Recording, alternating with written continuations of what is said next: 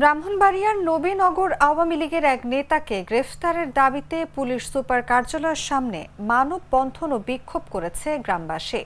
উপজেলার উত্তর কাইতলা ইউনিয়নের ব্রাহ্মণহাতা গ্রামের হাজারো মানুষ ১ নম্বর ওয়ার্ড আওয়ামী লীগের সভাপতি অলি মুন্সির বিরুদ্ধে এ বিক্ষোভ করেন।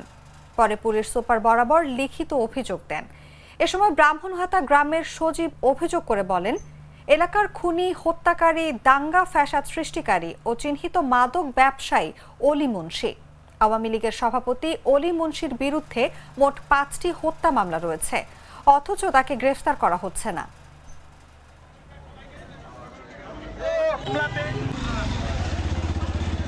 তিনটা মার্ডারে পড়ছে, তারা তার ভূত বাতিছে, তার সঙ্গ সবাই নিয়ে মনে করেন একাধিকভাবে 2001 সালে মার্ডার শুরু করছে। এখনো বাবাও একটা খুনি ছিলেন, বাতিজাও খুনি,